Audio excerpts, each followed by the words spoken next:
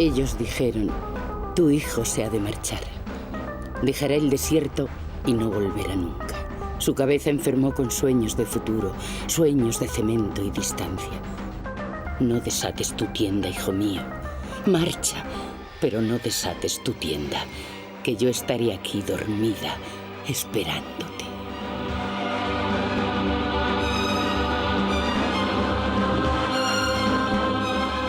Chinguetti es la séptima ciudad santa del Islam, una ciudad moribunda en medio del desierto mauritano.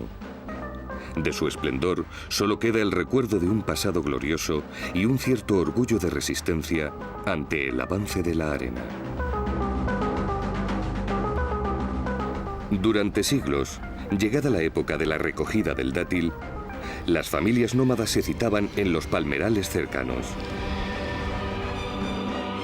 En los últimos años, el paulatino abandono del nomadismo ha separado a las familias aún más y la Hedna, la fiesta del dátil, es ahora una reunión entre nómadas y sedentarios, entre aquellos que todavía viven del pastoreo y quienes han emigrado a la capital o al extranjero.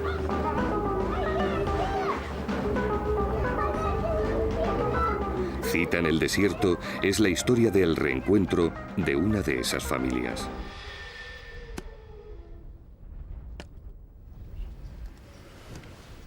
Me llamo Mahamud Mohamed. Mis padres fueron nómadas hasta 1988. En la actualidad dirijo un albergue para turistas junto a la mezquita de Chinguetti.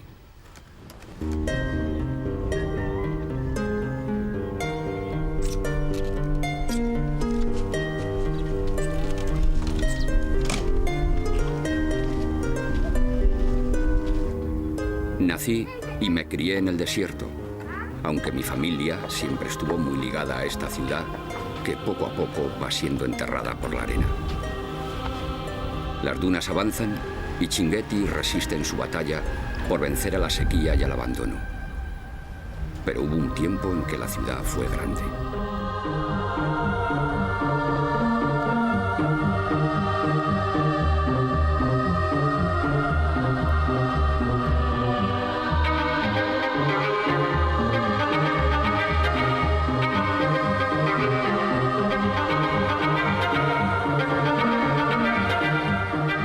Temprana Edad Media, cuando los imperios de Ghana y Malí dominaban África Occidental, Chinguetti era lugar de paso obligado para las caravanas de camellos que cruzaban el desierto.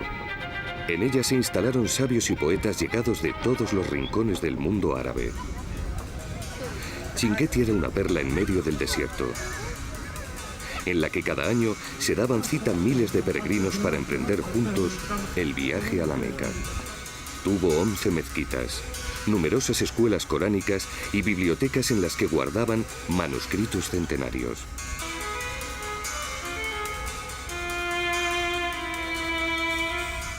La ciudad aún respira, de forma agónica, pero respira. Le queda la mezquita principal, alguna de las escuelas religiosas y los libros. Mientras existan los libros, Chinguetti seguirá viva.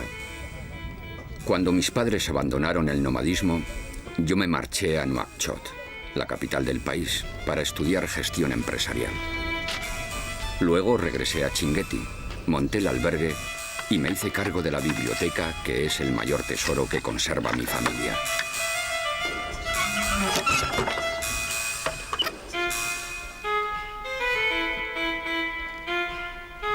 Es muy grande. En ella guardamos más de 250 volúmenes fechados a partir del siglo XIII.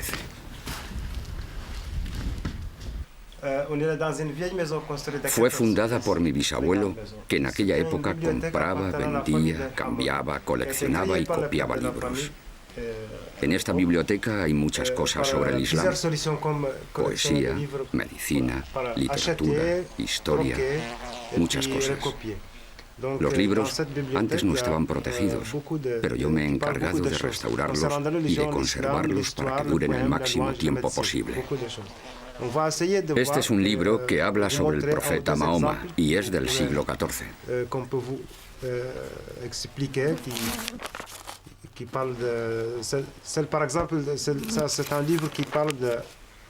La louange du prophète Mohammed date du XIVe siècle. La même chose aujourd'hui dans l'école. Aquí tenemos un Corán del siglo XVIII. Es para los viajes. En los descansos, mientras la caravana se detenía para que los camellos bebiesen o para comer, la gente sacaba su libro de bolsillo y rezaba el Corán. Donc ça c'est un manuscrit del Corán Karim pour le voyage. Los libros que se guardan en esta antigua casa han sido recopilados a lo largo de siglos de viajes alrededor de África. Cuando alguien veía un libro interesante, contrataban a un escribiente para que lo copiase o si estaba en venta lo compraban. La maison aussi était faite chez lui. On garde la grosse, l'original dans les bambous. Estas cañas de bambú se utilizaban para el transporte de cartas en las caravanas. On donne pour la personne et puis le juge il garde l'original dans un bambou. Ça se conserve très bien. Et aussi c'est utilisé pour transporter les lettres avec la caravane. Por ejemplo, on voit Esta carta está escrita por una familia que vivía en la ciudad de Ulaimi, en Marruecos, desde el año 1130, en el mes de Isria, equivalente al siglo XVII cristiano.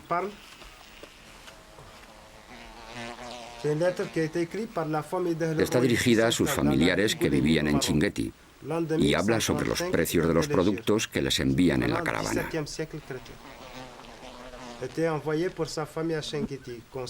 Está escrita en piel de gacela. En aquella época no había mucho papel y se usaba esta piel para escribir.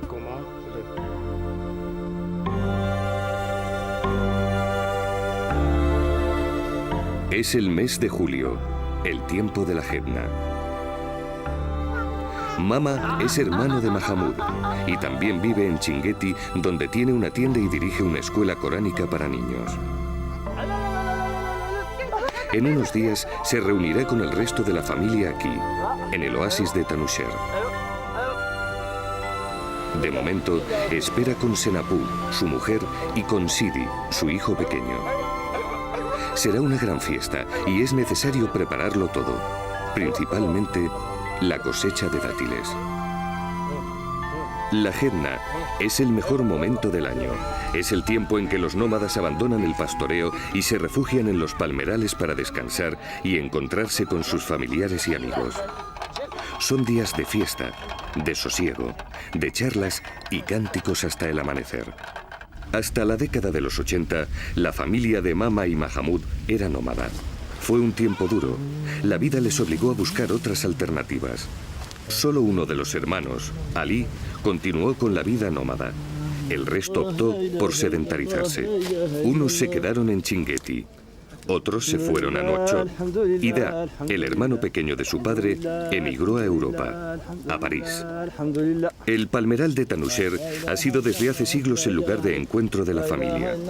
Hoy, el oasis, como la propia familia, está en peligro de extinción.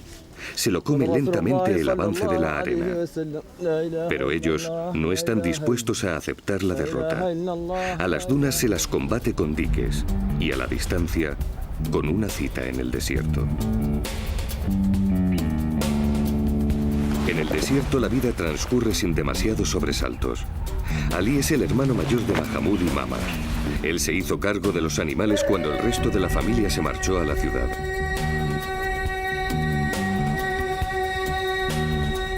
Desde el principio estuvieron con él Deida, su mujer, y los hermanos de ella.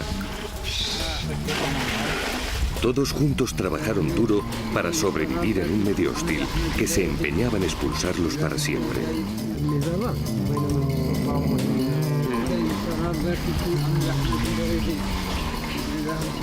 Dos terribles sequías diezmaron a los animales, haciendo difícil la supervivencia. Más del 70% de la población mauritana vivía del pastoreo. En 20 años, los nómadas se han visto reducidos a la mitad. Pero resistieron. Y el premio no fue la opulencia, sino la dignidad. Dignidad labrada a golpe de silencio, de jornadas perdidas tras el rastro de una gota de agua. La dignidad de haber sabido mirar con entereza a los ojos de la muerte y salir indemnes. Fortalecidos, orgullosos de seguir habitando en el desierto.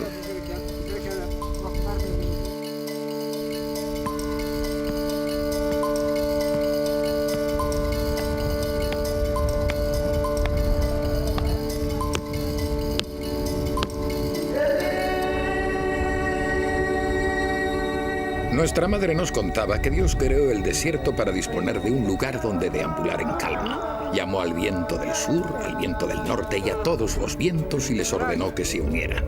Tomó un puñado de la mezcla y así nació el camello, para la gloria de Alá y el provecho del hombre. Le ató a los pies la compasión, le echó a los lomos el botín y a los flancos la riqueza. Le dio el vuelo a las aves y a la cola del camello ató la libertad.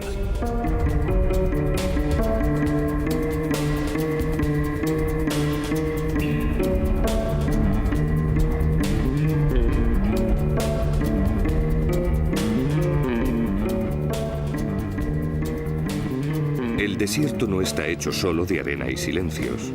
Los nómadas siempre necesitaron ciudades a las que regresar. Puntos de referencia en los que fijar las distancias imposibles. Así fue como nacieron Tombuctú, Agadez, Insala y también Chinguetti. Realidades estables para un mundo en movimiento.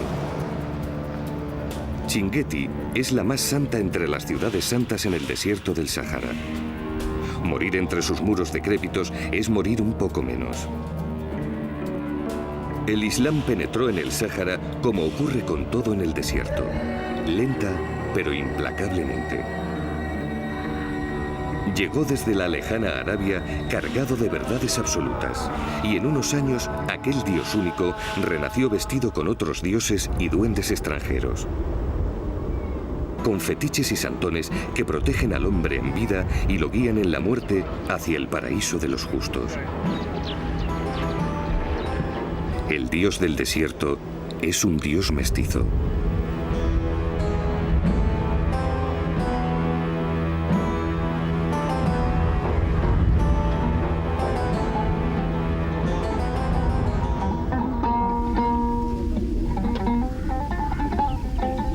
En estas fechas, previas a la Jena, me paso el tiempo de un lado para otro ocupado con los preparativos.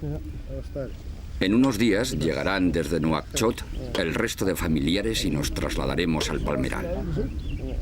He venido a casa de Salif para invitarle a nuestra fiesta. Salif es el mejor griot de Chinguetti. Él toca el tirinit, la guitarra tradicional.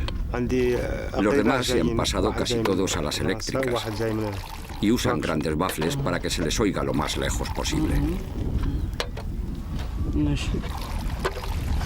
Por las noches, cuando hay fiesta en algún lugar, ese ruido se escucha desde varios kilómetros. Salif es otra cosa. Él aún conoce las historias de las antiguas leyendas y las músicas de los juegos de Jaima.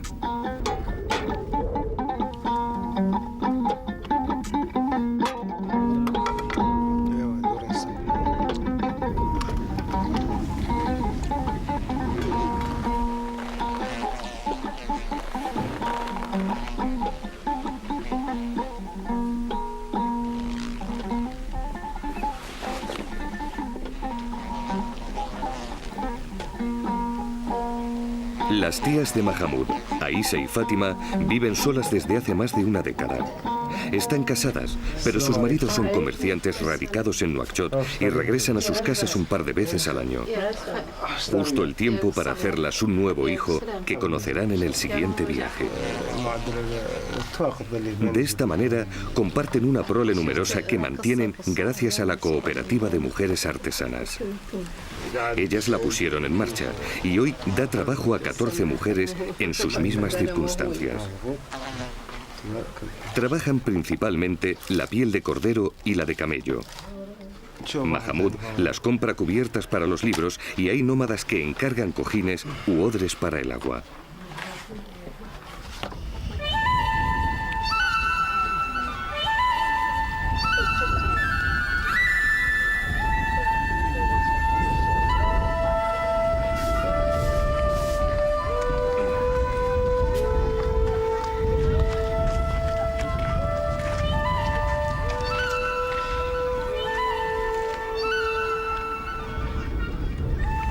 El viejo Yeslem es como si fuese de la familia.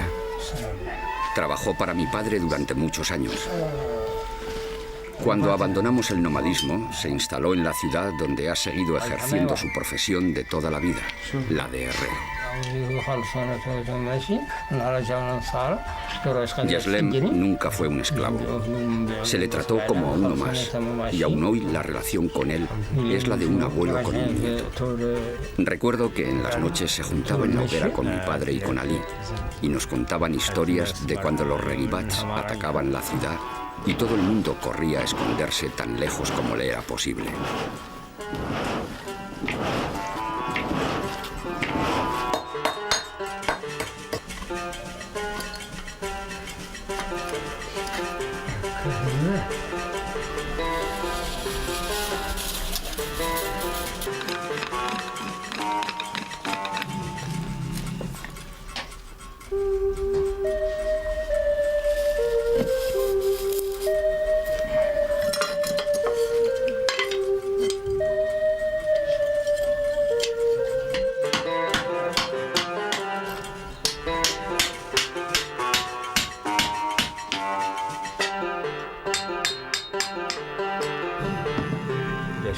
Las cosas han cambiado, pero el mundo no es mejor ni peor, sino diferente.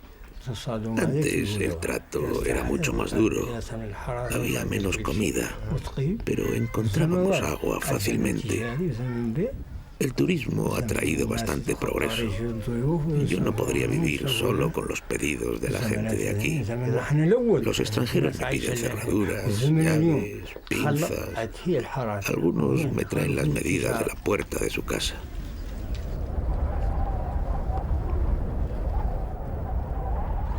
Para satisfacer las necesidades de consumo de carne, el matarife de Chinguetti sacrifica 3 o 4 camellos semanales. Con motivo de la Hedna, la población se duplica y matan uno al día. Antes de clavarle el cuchillo en el cuello, se le sitúa en dirección a la Meca. El animal se apaga sin más alboroto y comienza el despiece, que durará cerca de 1 hora. El camello es, como quien dice, un recién llegado al desierto. Antes de las conocidas rutas de las caravanas, en tiempos de los romanos, existían las llamadas rutas de los carros. Estas rutas unían el Mediterráneo con el África subsahariana, pero la travesía se realizaba en carros tirados por caballos. También es cierto que, por aquel entonces, el Sáhara no era tan extenso como ahora y el camino no era tan duro. Con el paulatino avance de las dunas, a los caballos se les hizo imposible el viaje e importaron camellos de Arabia que, rápidamente, pasaron a ser imprescindibles para los hombres del desierto. ¿Qué habría sido del hombre del Sáhara sin el camello? Sin el camello, el desierto sería solo un refugio de alacranes. Nada se desperdicia del camello, tanto en vida como en la muerte. La cabeza, las pezuñas, la cola, todo se come o se utiliza en múltiples usos. La jiba no es un enorme depósito de agua como creíamos de niños, sino una energética masa de grasa que es el verdadero motor del camello. Una buena jiba dobla el precio de un ejemplar y en el mercado es la parte más solicitada. La jiba y el hígado son lo más caro, el resto de vísceras y el vientre lo más barato. El camello es un animal desclasado y solidario, tanto en vida como en la muerte. En vida ha sido vehículo de reyes y cargador al servicio de los esclavos. Una vez en el mercado, se disgrega en manjares para nobles y en proteínas para los menos pudientes. يا منادم تم ننجي اسمع اللي نقول لك تم ننجي وقف انا كل 600 عندي اللي اخذ انت بدك في ايوه تودي العد زين مر طيب بالكبده وين بدي لكن هيدا ودي وصافي وين يا بابي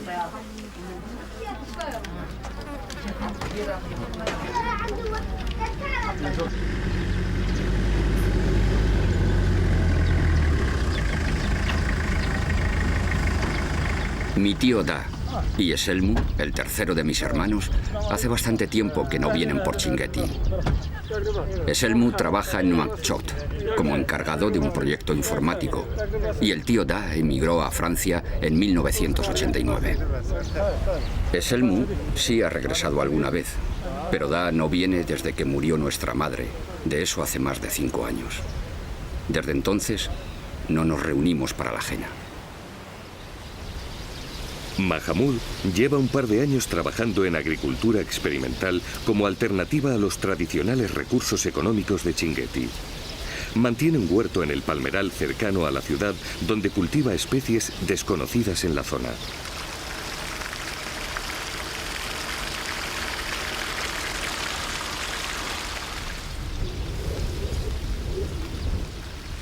¿Qué es lo que tienes aquí?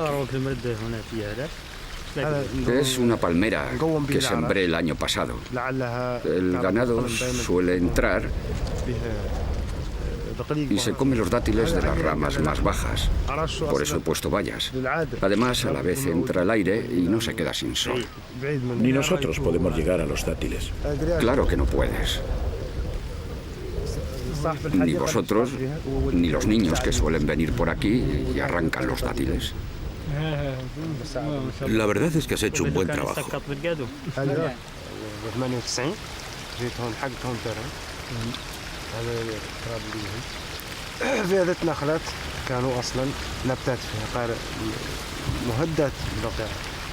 Hace 2 años, este terreno solo tenía 3 palmeras grandes, pero muy amenazadas por la arena. Excavé este pozo, compré una máquina, igualé el terreno y puse un dique para que la duna no me lo cubriese. Los demás solo plantan palmeras. Es lo único en lo que creen. Yo tuve la idea de comprar semillas y pequeños árboles frutales que traje de Nouakchott. Todo lo que sembré ha crecido y vive. Quería demostrar al pueblo que se puede vivir sin la palmera. La palmera está muy bien, pero hay otras cosas. Ahora vienen los vecinos a pedirme semillas de arbolitos de limón o de plataneros que dicen son muy buenos contra los mosquitos. En unos años, estos huertos estarán llenos de árboles frutales.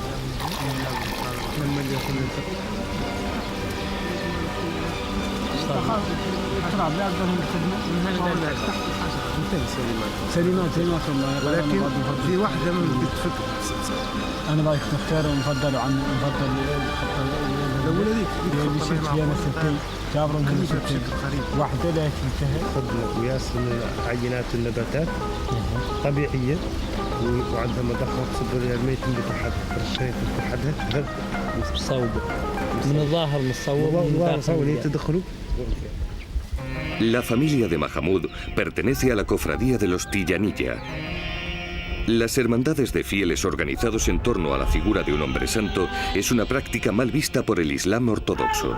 Fueron los sufís quienes, a partir del siglo XIII, reaccionaron contra el énfasis de la ortodoxia y apostaron por interpretaciones más místicas que estrictas con la ley del libro.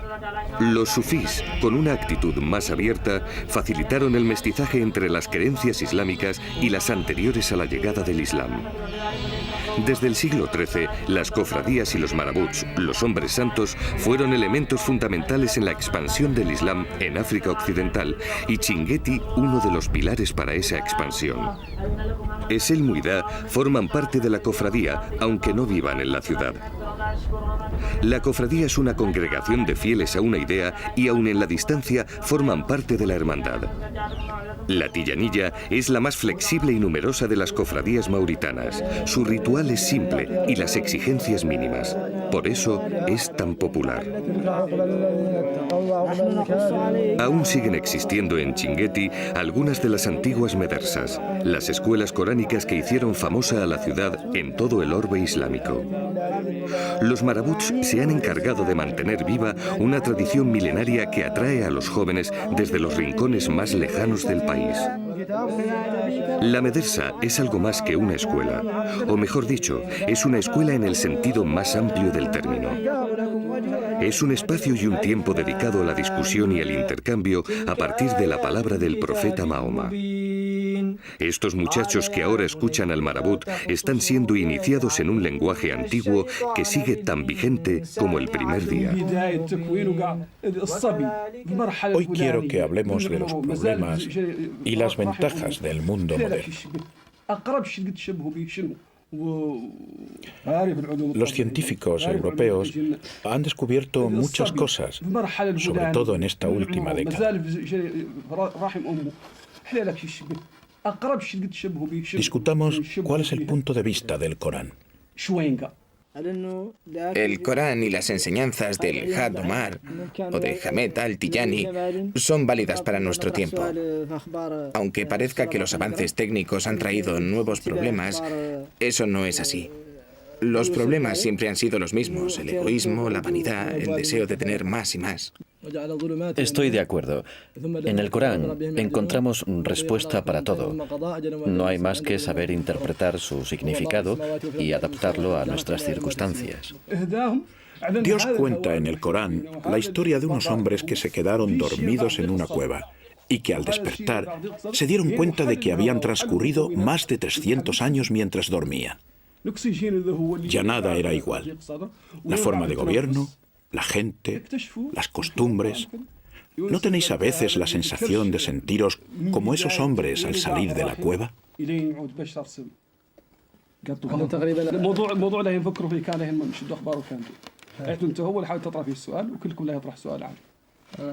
El marabut no es solo un maestro, sino un guía espiritual. Antiguamente fueron depositarios de un poder moral que les permitía influir en las decisiones de los jefes de las tribus. En la actualidad, ese poder se ha diluido ante las altas esferas, aunque no entre el resto de la población que acude a ellos para recibir consejos o en petición de algún amuleto que ahuyente el mal de ojo.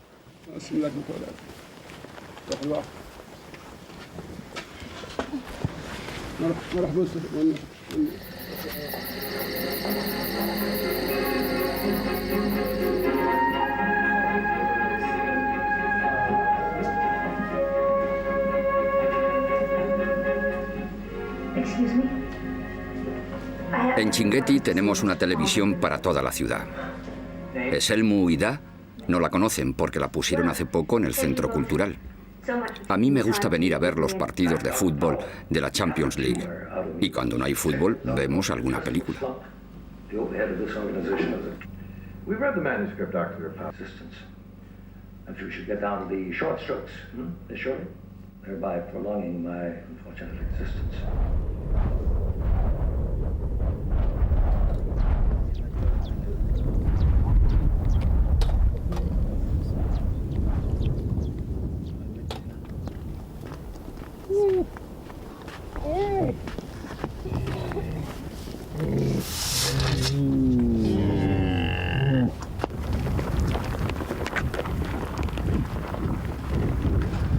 Sería iluso afirmar que los nómadas habitan en una burbuja del tiempo. A pesar del aspecto apacible y embriagador del campamento, son muchas las cosas que han cambiado en las últimas décadas. Quizá demasiadas y demasiado deprisa. El nomadismo en Mauritania, como en el resto del mundo, es una forma de vida en extinción que da hoy sus últimas bocanadas en favor de la vida urbana. En el Sahel, las causas principales para la desaparición de los nómadas son la desecación de los pozos, la desconfianza hacia los hombres que no respetan las fronteras y la llamada de la ciudad. Ali y su familia resisten como auténticos gladiadores de la supervivencia. Todo lo que significa algo para nosotros está aquí, en el campo. Yo también probé la vida en la ciudad. Compré una máquina de moler trigo y trabajé duro, pero no tuve más remedio que volver. No me adaptaba al humo de los coches ni a las prisas. Todo el mundo quería el trigo a la vez y yo solo tenía una máquina. Para mí no deseo otra vida que esta. Pero mis hijos prefieren estudiar. Lo que ganamos mi esposa y yo con la venta de animales se dedica a pagar sus estudios. Los mayores viven en Nouakchott y solo vienen en época de vacaciones para no olvidarse de nosotros. Mi sueño es que llueva durante días y días hasta que la tierra sea un inmenso prado verde y nuestros hijos regresen para vivir siempre con nosotros. Sueño con eso todos los días. Aquí la vida es dura, pero a Ali y a mí no nos gusta la ciudad.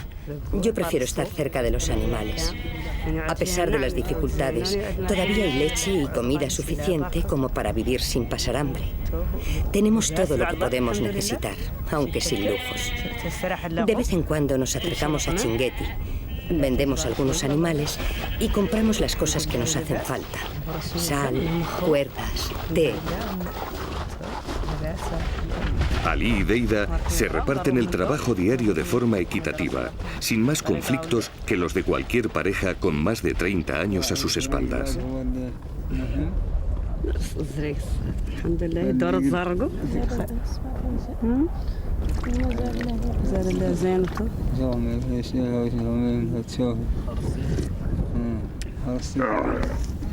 En las 2 últimas décadas, 500.000 nómadas, una cuarta parte de la población del país, ha cambiado el desierto por una chabola a las afueras de Nuakchot o Nuadhibou, y 600.000 personas abandonaron el país.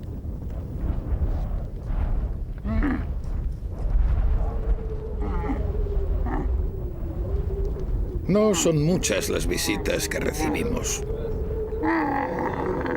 Los otros campamentos están lejos y solo de vez en cuando se animan los vecinos a venir.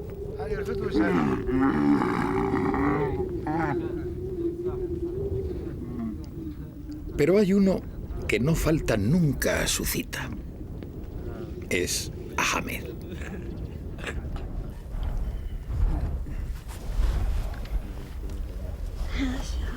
Mi radio es la única en varios kilómetros a la redonda que tiene potencia para captar emisoras de Europa. Y Ahmed se acerca a diario para escuchar las noticias de Radio Francia. Tiene un hermano que emigró a Marsella hace 3 años. Dice que escuchando esa emisora se sienten más cerca de él. Solo piensa en seguir sus pasos. A mí no me importa hacerle ese favor. De hecho, yo también me he aficionado a escucharla, y cuando no está Ahmed, suelo sintonizarla igualmente. Ni él ni yo hablamos francés, pero se ha hecho una costumbre.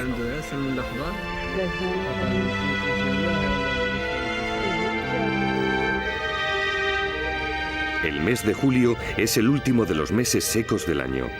La lluvia se acerca y seguramente en unas semanas empezará a crecer la hierba. No hasta el punto de hacer realidad los sueños de Deida, ese sueño de inmensos prados verdes que hagan regresar a sus hijos. Pero sí lo suficiente como para mantener viva la esperanza de que esta frontera del desierto con el Sahel siga permitiendo la presencia de los nómadas.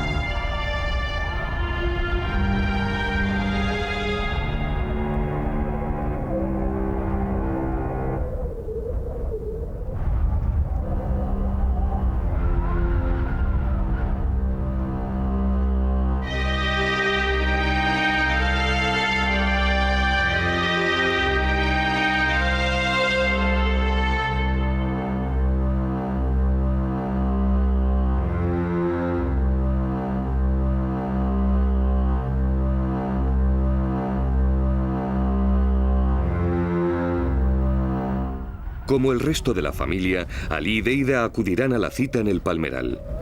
El pasto de verano está agotado y es necesario trasladar el campamento hacia una zona en la que puedan alimentarse hasta la llegada de las lluvias. Los camellos no necesitan mucha agua, pero las cabras sí, y solo hacia el sur, en dirección a las zonas húmedas, es posible acceder a la hierba fresca.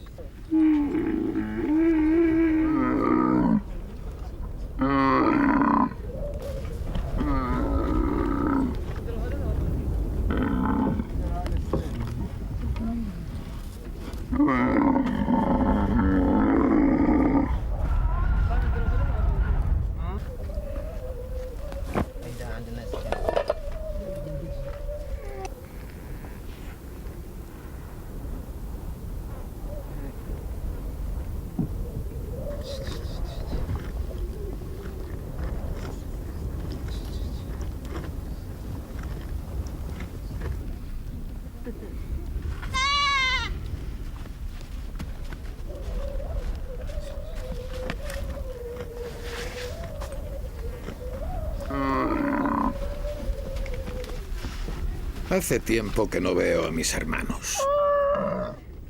Recuerdo a menudo aquellos años en que nos juntábamos para la Hedna más de 100 personas.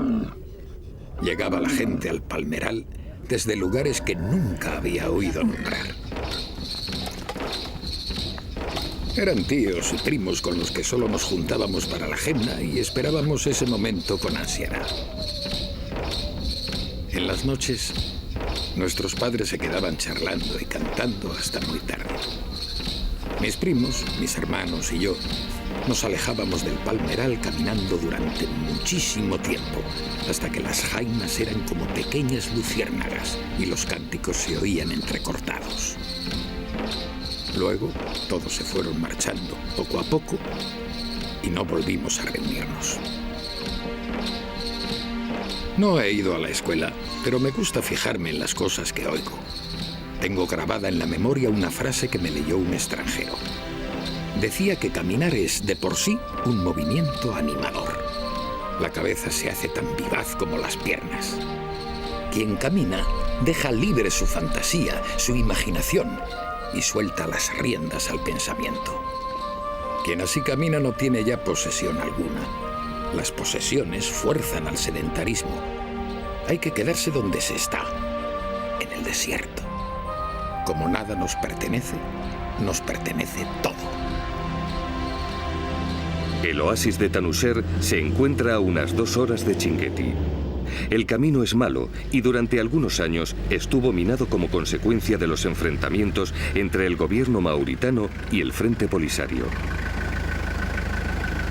Hasta finales del siglo XIX, el Sáhara Occidental estaba habitado por grupos tribales de nómadas saharauis que no ejercían sobre el territorio un poder centralizado. Con el final de la era colonial, en la segunda mitad del siglo XX, se hicieron repartimientos y se creó Mauritania, un nuevo estado al sur de Marruecos. Para la familia, la Hedna es la mejor época del año. Los dátiles ya están maduros y esa es la excusa perfecta para que no se abandonen al descanso. Cosechar dátiles no es un gran negocio en el oasis de Tanusser. De hecho, nadie los recoge con la idea de venderlos, sino con la única intención de consumirlos a lo largo de este mes. Y si acaso, secar una parte para poder comerlos el resto del año.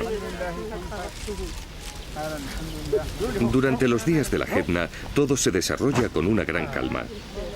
Y con una cierta rutina también. Cada mañana se levantan al amanecer y antes de que el sol esté tan alto que sea imposible caminar al descubierto, vienen a recoger los dátiles. Según pasan los días, es más difícil encontrar palmeras repletas. Qué placer pelar un dátil maduro y dejar que el azúcar de su pulpa se derrame por el paladar. No todos los dátiles son iguales. Hay distintas calidades, más de 100 tipos con aspectos y sabores diferentes. Muy pocas palmeras pueden ofrecer los dátiles más jugosos, y a las que los dan se las cuida como si fueran uno más de la familia. A una palmera fértil hay que tratarla bien todo el año y evitar que la arena se la vaya comiendo. Es una inversión. Hay gente que paga mucho dinero por los palmerales productivos. Antes, solo los nómadas venían a estos lugares. Ahora se han convertido en el capricho de quienes hacen dinero en la ciudad. En cuanto les sale bien un negocio, se compran una manada de camellos y un palmeral.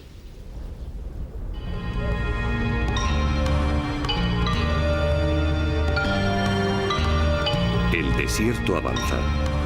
Este oasis que hace unos años se extendía el doble de sus límites actuales, dentro de poco probablemente no existirá. Cuando Saint-Exupéry decía que el reino del hombre es interior, como el desierto, que no está hecho de arena ni de tuaregs embozados, debía referirse al desierto invisible, a ese que es tan real como el otro y solo algunos pueden percibir. Pero el desierto real, el que puede pesarse y medirse, sí está hecho de arena y beduinos embozados. Son los mismos hombres que un día se despojaron del pañuelo para huir a la ciudad. Estas dunas nos están amenazando.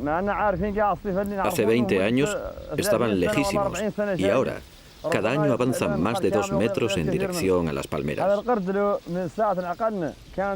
En estos 20 últimos años han crecido alrededor de 40 metros por todos los lados.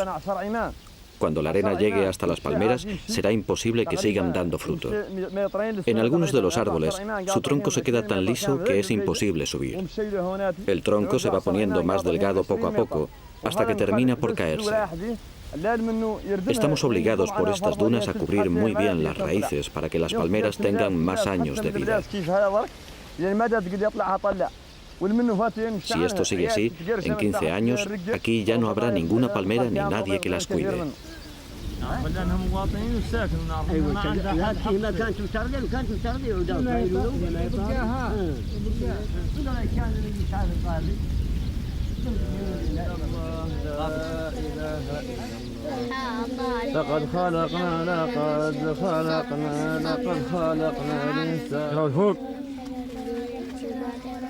Aunque mi verdadera ocupación es la del comercio, dedico gran parte de mi tiempo a la escuela coránica. En Chinguetti doy clases a muchachos de todas las edades, pero aquí, en Tanuser, solo tengo una choza de paja donde, cada tarde, trabajo con los niños más pequeños. A los chicos de hoy no les gusta demasiado estudiar. Les interesa más jugar. Son distintos a nosotros. Hoy todo es distinto.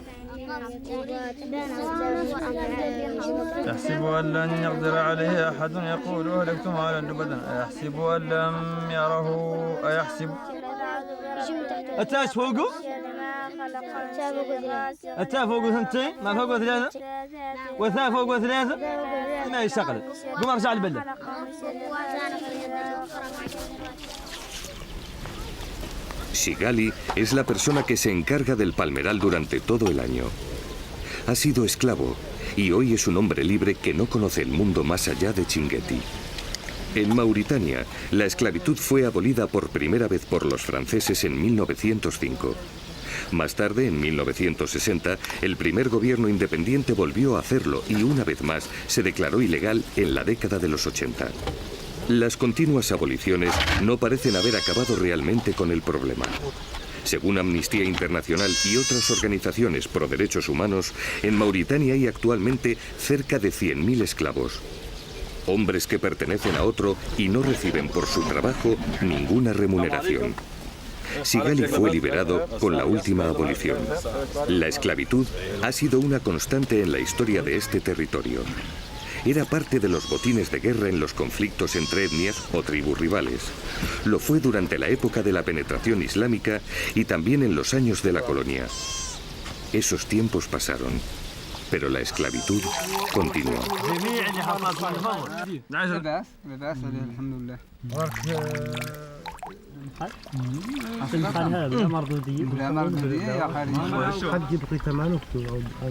Después de tanto tiempo de ausencias, los hombres de la familia se reúnen a comer y contarse sus vidas. Da les habla de París, de su trabajo, de lo deprisa que viven los europeos. Él está bien, pero a veces le invade la nostalgia. Es todo tan diferente.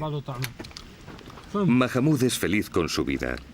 El albergue para turistas, la biblioteca, pero sobre todo el descubrimiento de Internet a través de su ordenador han colmado todas sus aspiraciones. Desde Chinguetti se siente cerca de todo el mundo. Esilmu también está contento con sus actividades.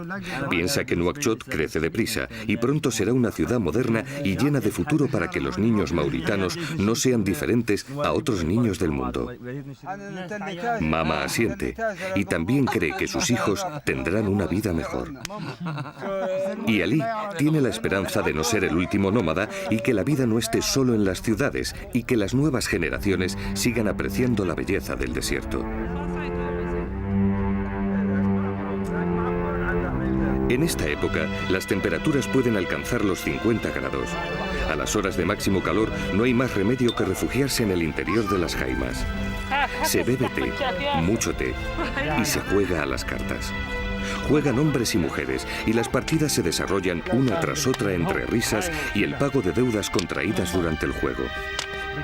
No son deudas económicas, sino castigos como ponerse cojines en la cabeza intentando que no se caigan. Si se caen, se paga otra prenda extra. Otros castigos consisten en soplar cartas con la obligación de volverlas boca arriba. Con semejante calor, soplar enérgicamente es casi una tortura. En ocasiones se obliga a los perdedores a salir y dar vueltas en torno a la tienda o se les pinta la cara con carbón. Mama no puede jugar a las cartas. Estuvo en la Meca hace poco y tiene prohibido participar en cualquier juego de azar. Mira, da consejos y ríe con los castigos de los que pierden, pero no juega. Este, sin embargo, es un juego reservado a las mujeres. Se hacen unos agujeros en la arena y mediante combinaciones numéricas, las más diestras y ágiles mentalmente consiguen vencer a su contrincante.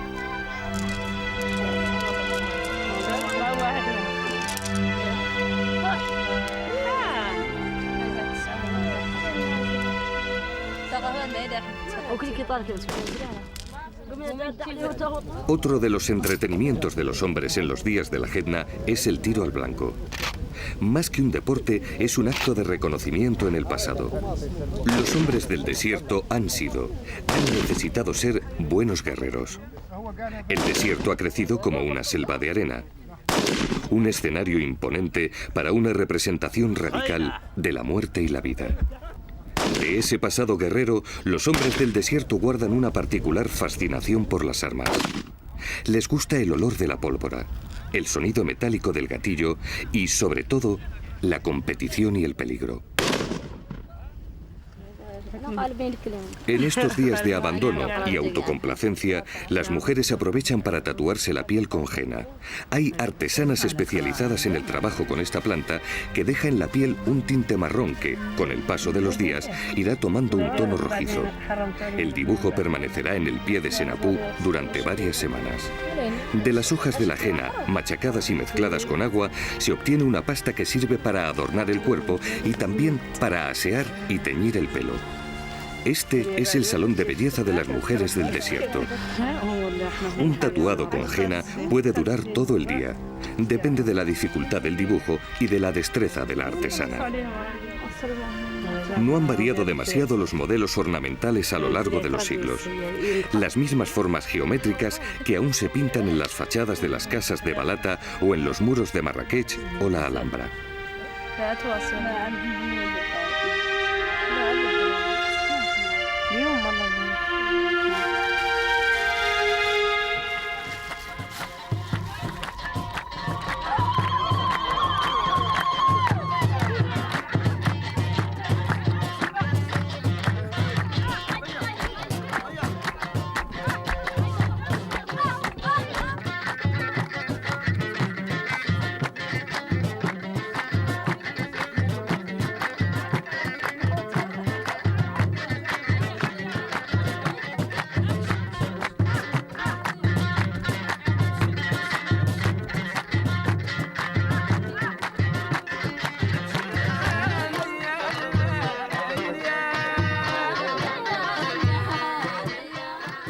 Dios mío, que yo viva para ver el agua de la lluvia volviendo a caer sobre la tierra. Y los rebaños cruzar los valles, pastar en ellos y descansar a hitos. Y oír a los hombres que acompañan, cantando las notas del violín.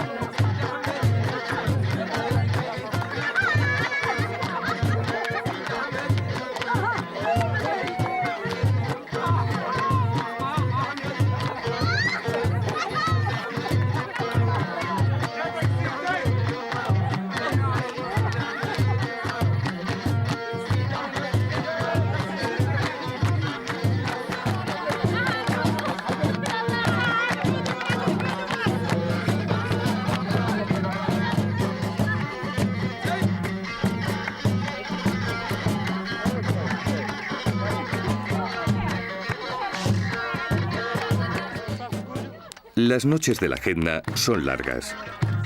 La poesía, la música, se apoderan del palmeral y el sonido del tidinit llega hasta las dunas más altas. Al lugar donde Ali y sus primos se marchaban de jóvenes para observar el campamento en la lejanía y escuchar la música como un rumor que acaricia desde la distancia.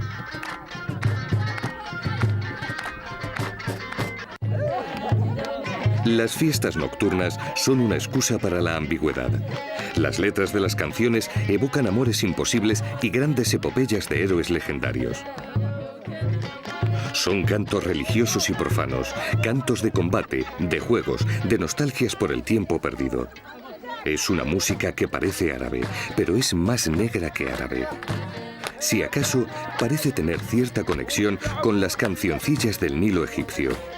Es, como todo en la frontera de Sahel, una música mestiza, nacida del constante ir y venir en siglos de caminos que se cruzan.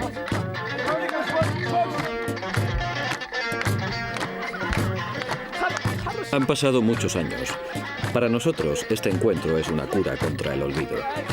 Desde que murió nuestra madre, es como si el tiempo hubiese pasado más deprisa. Ella nos mantenía unidos, y aunque nos fuésemos, siempre existía un hilo umbilical que nos obligaba a regresar.